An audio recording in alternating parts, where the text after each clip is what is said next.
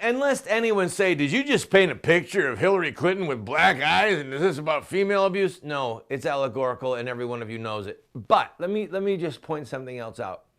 What Trump has done, in case you missed the news, Trump has started to go after Bill because of Hillary's comments about Trump. And well, I just saw this morning that one of the major Fox News contributors is going to be unrelenting against Hillary. She's a female. She's going to be unrelenting against Hillary, saying that she is a fake feminist. She's not really a feminist. She's a fraud. Because of this and other things. You know, like Hillary taking millions of dollars from the Saudis, who are one of the most oppressive regimes on the face of the earth for women, etc., etc. So anyway, we'll see what happens, but let's talk about Donald Trump for a minute. It is becoming likely that he will be the Republican nominee. Now, I know that it's too early to say that, but in some ways it's not, and here's why. He is so far ahead of the other candidates, even if Cruz beats him in Iowa, which could happen. Trump is ahead in New Hampshire. Trump is stomping everybody in South Carolina.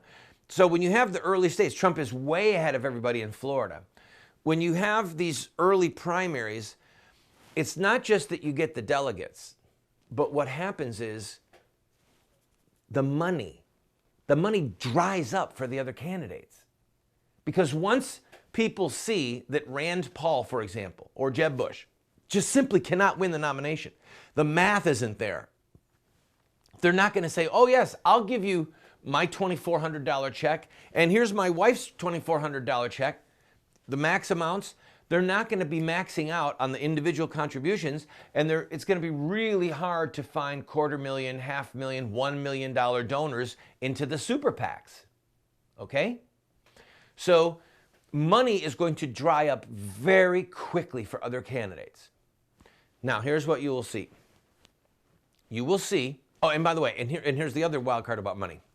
Trump has a bottomless pit. Do you understand? I don't think that people every once in a while will go, well, Trump doesn't have a big organization on the ground, or Trump hasn't spent money yet on advertising, and money is going to become an issue. Wake up. He's a multi-billionaire with enormous amounts of liquidity. He has a bottomless pit of cash to fund his own campaign. So there's no one that can outspend him. Think that one through. No one can outspend Trump. It doesn't matter if they're Republican or it doesn't matter if they're Democrat. But here is what could happen. You're going to see Christie stay in the race. You're going to see Rubio stay in the race no matter what. And what will happen is you will have behind closed door meetings with their staffs and very, very wealthy Republican donors who hate Donald Trump.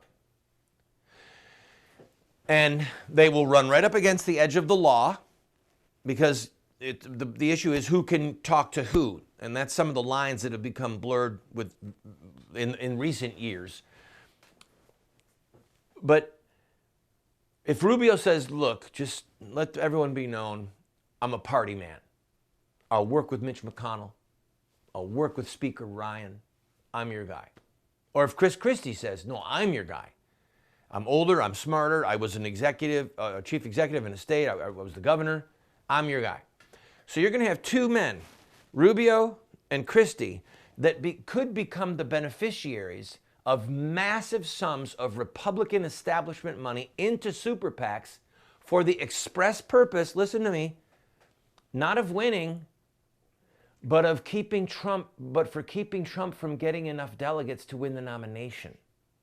That is their strategy they're talking about right now. They want to find one horse that they can bet on. Some of you don't remember, you're too young or you weren't paying attention. In 1976, President Ford was challenged by Ronald Reagan. And Ford won all of the early primaries. Everyone said, okay, he's the presumptive nominee. The end. Reagan, go ahead and drop out. Reagan said, no, I am not dropping out. And Reagan went on to start winning all of these late primaries. And when the convention began, Ford actually did not have enough delegates to become president or to become the party's nominee. And so they cut the deal, they brokered the deal, and Ford walked out as the nominee. Ronald Reagan left the stage, and Ford went on to get trounced by Jimmy Carter. There are people in America right now, very wealthy people, who don't give a darn about the Republican base. They could not care less. The rat's behind people who will do anything that they can to keep Donald Trump from becoming the nominee. And so what you will see is you will see one or two, Chris Christie or Marco Rubio, those are the two guys I'm putting my money on, who will become the holding pots for enormous sums of Republican establishment money to be put into super PACs just to wound Trump. Because in many of the states, they have to split the delegates.